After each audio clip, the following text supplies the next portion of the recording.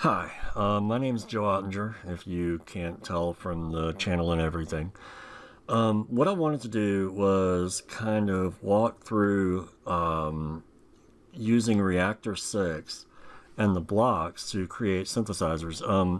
What I'm actually trying to do, I actually have a goal in mind of an entire synthesis engine, but before I can really do that, I really need to make sure first that I understand how blocks work, and how to use them and how to leverage them. And I also wanted to kind of preserve the information for others, so that, the barriers that I've found, so that I can kind of, help other people. And there are a lot of videos and things like that that help. And honestly, I had originally wanted to do a text tutorial, but it's really hard to connect the dots when you're looking at text on a screen. And there were a lot of things that, there are things that you do that are really hard to describe without actually showing them. So rather than record, 6-second videos that lack context, I decided I would do what everybody else does and do a video, showing how to create some of the simple ensembles using blocks, and then kind of, recording more and more videos that kind of build, on the earlier ones, so that we can actually have a process and I can kind of try to realize my vision and record where I'm going, and maybe someone else can learn along with me or tell me what I'm doing wrong, stuff like that. So kind of a feedback loop. So the first thing we're going to do is we're going to create a very simple subtractive synthesizer. Initially a monosynth with one oscillator, nothing complicated, probably the equivalent of like a workstot, from Moog. Nothing dramatic, but it'll show us how the signal path works, and making it work will also make sure that we have a good basis of knowledge of, the important things that we need in order to use Reaktor in the future. So here's the default screen. It's got the Reaktor library here. Nothing. We're not going to use any of these. We're going to actually build something closer to the Monarch, but initially much simpler. So what we need to do first is we need to create a new ensemble. So woohoo, we're back to the screen we have. We don't care about the inputs, so we can delete those. We do care about the outputs, but we're going to play with those eventually. So we need to go to the library. We're going to be doing most of our work in the Reaktor blocks. Eventually I will end up in primary and core, but for this part of the tutorial, in this part of the development of the synths that I'm playing with, the blocks will probably be enough. So the signal chain for a standard synthesizer starts with a note in. And what this means is this basically takes keyboard input. So if I press a key, you see how the note in lights up. There are two things that are captured for a standard, and for what we care about here, there are actually a lot more things that are capturable, but we're not going to bother with those yet. One is the presence of the note. When I hit an A, for example, on my MIDI keyboard, it triggers a note, and that's a gate. It's a gate on and a gate off. So when I hold the note down, the gate is on. When I lift the note off, the gate is off. There's also pitch. So if I hit an A, and it's not being shown here, but if I hit an A, it's different than if I hit an F or a C or an E or whatever, what have you. And we can capture those through the utilities. We can see that we've got pitch and gate, note, which we don't care about here yet. We've got pitch bend, velocity. There's a mod wheel that we can play with, a modulation wheel, and there's also aftertouch. None of these, we don't care about any of those at this point, but they could become relevant over time. So what happens next is there's normally a sound source. In this case, it's a single oscillator. An oscillator basically generates a wave. What the shape of the wave is determined by the oscillator itself, but it's a wave, and there are a lot of different oscillators that you can use. This is the Monarch, which is based on a Moog type oscillator, a 910, I think. this is what you would see on the classic Model D from Moog, for example. So what happens is when you press a note, this the note's pitch determines what the frequency of the oscillator is. So you've got a signal chain that goes from the note in to the oscillator. Now there's another signal that uses the gate, which is the envelope. In this case, it's an ADS envelope. There are different types of envelope generators. But what happens is here is we have an attack, we have a decay, and we have a sustain. What this means is this refers to the shape of the note. So if you make a sound with your voice, like the word wow, what you hear is an envelope that is affecting the frequencies, not the note's shape itself, but the frequencies of the formants around the note. So that's actually, when you come in very softly, that's a slow attack. When you decay very slowly, that's a slow decay. And sustain refers to what happens once the note has reached the peak of the attack and before the gate off occurs. And there are different shapes, like there's ADSR, which is a release after. So you've got different phases, and there are actually more than that. But here we're staying very simple. Lastly, there is an amplitude.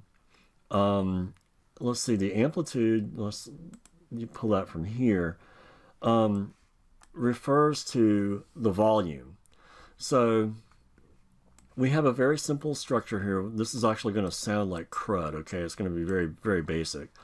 What we have is the note is generated from a combination of the pitch and the oscillator. We have an envelope that is triggered when you press down on the keyboard and release when you're off the keyboard. And what we're gonna do is we're gonna control the oscillator to use the note, then we're gonna feed the gate into the envelope, and then have the VCA make the note be louder and softer over time. And the way we do that is we actually just establish these connections. The pitch we connect like so. We connect the note in pitch to the oscillator pitch. We connect the gate to the envelope like so. And here's where the fun begins. The out here goes to the in here. So this is the basic note that goes in. And then we're going to actually connect this to mod A. And then we're just going to connect both of these out, so we'll have a stereo output. But what's going to happen here is what we're telling the synthesizer to do, and this is a very, very, very rudimentary synthesizer, is we're telling it whenever we press a note, generate an oscillator pitch that's controlled by that note. So that if we go higher, it's going to create a higher pitch in the oscillator. We're also, when we hit the note, we're going to trigger an envelope so that the envelope will go higher. You see here how it's kind of playing around. Let's see. So we can see here, you can see how that light is kind of going up with the decay. And because our sustain is standard, it's actually staying lit. We can actually go lower and have that go down. But you see what's happening here, how we're controlling the gate is actually affecting this right here. Now, nothing is happening on our VCA. The way that we control this is actually the heart of the blocks structure. So we have A and B, okay? We've also got mod A and mod B down here, and these control what happens on those inputs. So what we want to do, you notice how we have the ADS envelope connected to the mod A.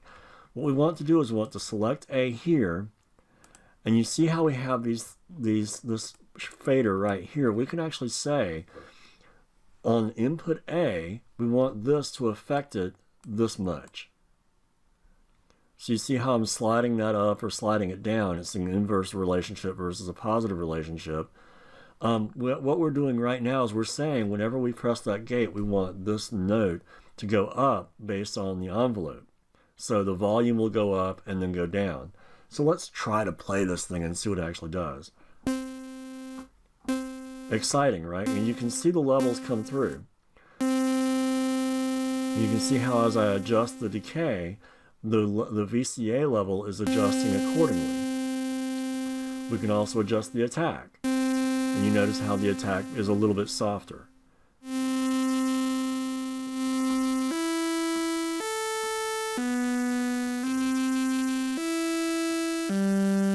And we can control all of these things. Now, as you can see here, we can't really control the range or the waveform with mod A and mod B because they're not being highlighted here. But we can control the frequency and the frequency modulation, and we can hook those up to other sound sources, other signal sources. Now, this is a very rudimentary synth, as you can see. Let's go ahead and change one other thing, make it a little bit more complicated, a little bit more flexible according to modern synthesis techniques. But the way that we do this is we'll add another envelope generator. So let's put this one here, and we're going to connect this to the gate too because we want the envelope to start when we press down a note. But we're also going to add a filter.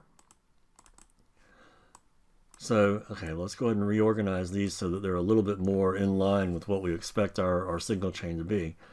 What we do here is we're going to connect our pitch to the filter, and then we're going to connect the pitch envelope to mod A, and connect that to out. And then when we look at the filter, we're going to modify that. So we're going to say, let's adjust the cutoff a lot and the resonance a little bit too.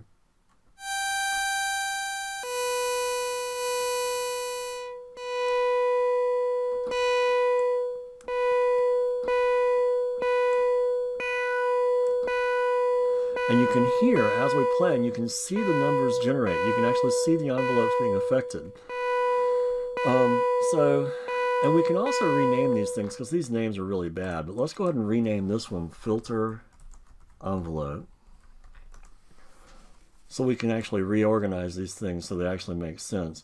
So you see here while we have the ADS envelope following the oscillator. So we've actually got our signal chain represented pretty strongly here. Actually, we can do this right here. It probably makes even more sense, where we've got the oscillator going to the filter going to the VCA envelope, and then the VCA itself. So what have we learned? What have we seen here? We've seen a standard, for one thing, we've seen a very standard single oscillator synthesizer chain, and this is actually very close to what a Model D would actually do. A Model D would have two more oscillators. It'd have an LFO, as one of the oscillators. But your standard two oscillator synthesizer looks a lot like this. The only difference is you have another oscillator. Maybe it even goes through the same single filter. So you've got a lot of power here because you can see how to chain things first, and how to select what the modifiers are. And with that, we're going to get a lot of power, mostly in the next tutorial that we record, because this one's really kind of more to make sure that we have a basis of knowledge. This is a very simple synthesizer. Again, probably the equivalent of a workstat or something like that. You could put a whole bunch of these together and generate some really complicated sounds, but we're not there yet. So let's just take this as we go. Thank you for paying attention, and the next time we'll start adding LFOs and things like that to kind of control different aspects of our sound automatically. And eventually we'll have clocks as signals too, so we can actually have things happen on a regular basis and sequencers and things like that. Thanks for listening.